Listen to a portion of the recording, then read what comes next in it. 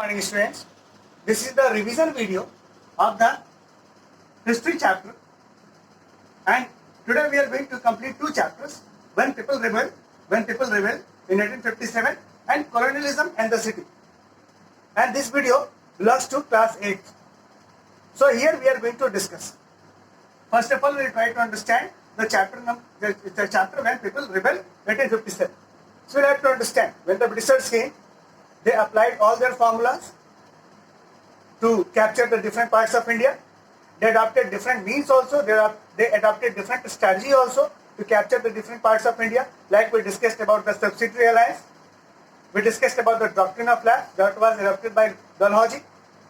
And finally, all the Indian territories were under the command of Britishers, or it is better to say British East India Company. So till 1857, there was a command or there was the rule of British East India Company, and they were ruling over the different territories of India. But finally, when the different strategy was adopted by Britishers, as I told you, the subsidiary alliance or the doctrine of lapse, it created a lot of disturbance among the Indian kings. And they wanted to teach lesson to the Britishers, but it was not the right time. The right time came only when the sepoys or the Indian soldiers who were employed in the British army, they revolted in 1857. And that is why it is also termed as the First War of Independence, because it was demanded for the first time. The independence was demanded for the first time from the Britishers. So we need to understand here that when people rebel in 1857. So here the topic revolves around the Sepoy Mutiny or the Sepoy Revolt. Sepoys were the soldiers, Indian soldiers who were employed in the British army, and they were termed as the sepoys by the Britishers. So the Indian soldiers were not getting equal treatment in the British army.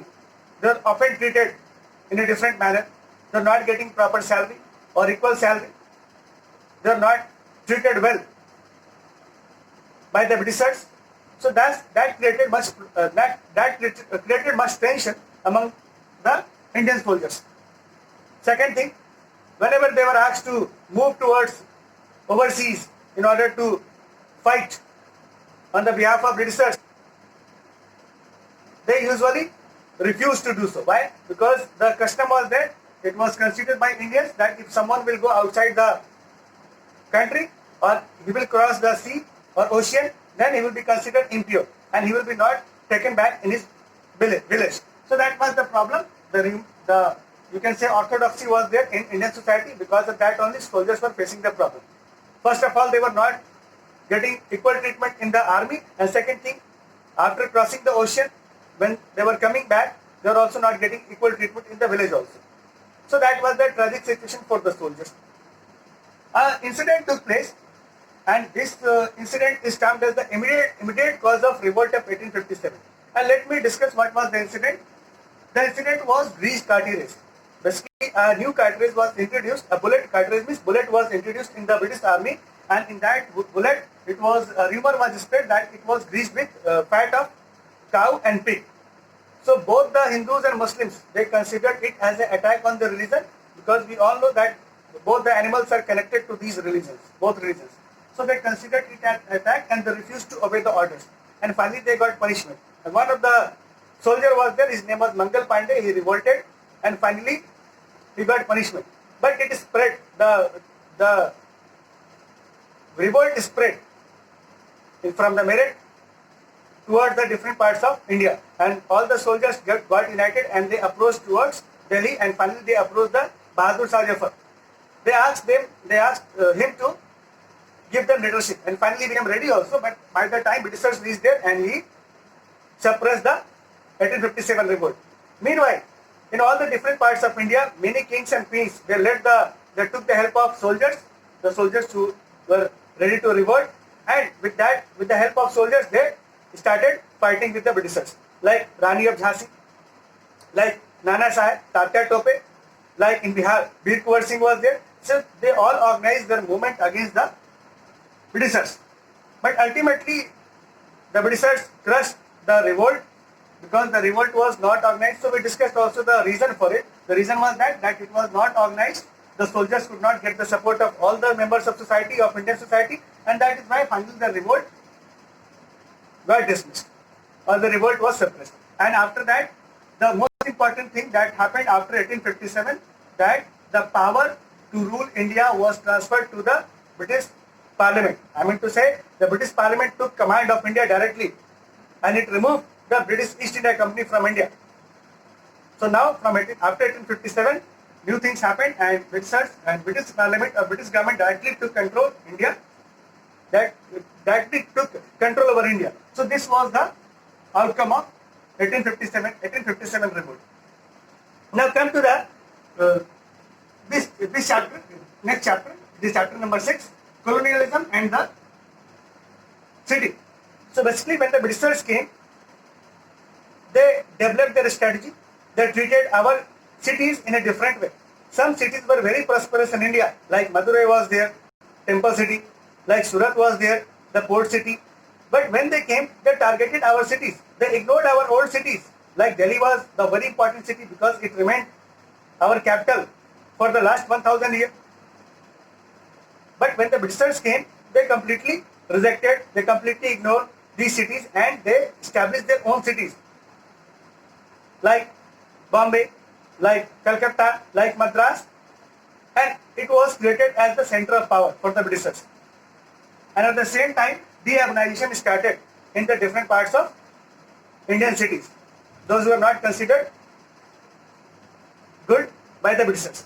So Britishers developed their own port cities like Bombay and Kolkata, Madras, and they started trading from there. And they replaced our old cities, they targeted our old cities.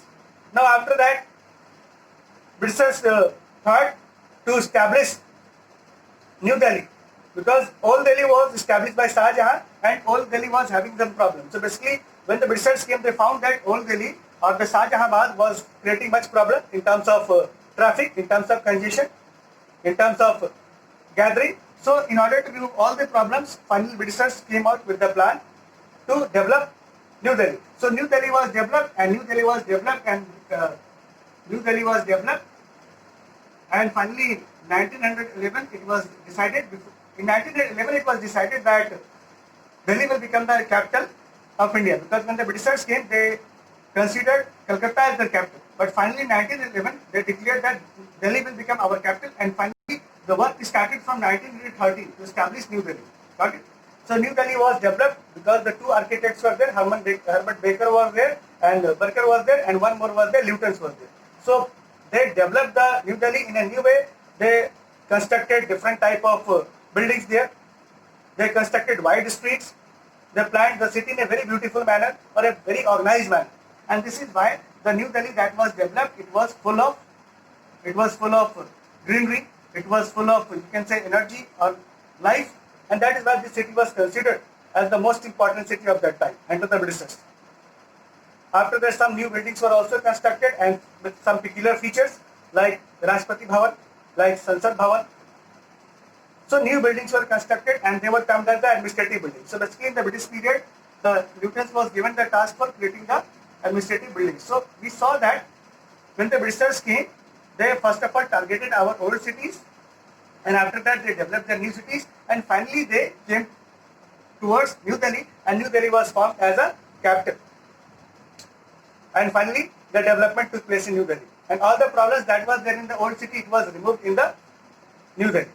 After that, partition took place, and we came to understand that because of the partition, the migration took place from both the sides, Pakistan and India, and people migrated towards New Delhi, and New Delhi got a new figure of population, and the population was completely mixed. It was full of composite culture. So this is how the New Delhi reflected different culture, and now today also New Delhi is known for composite culture. It is going to reflect the different cultural values and different cultural styles. So this is all about this chapter, colonialism and the city. Thank you so much.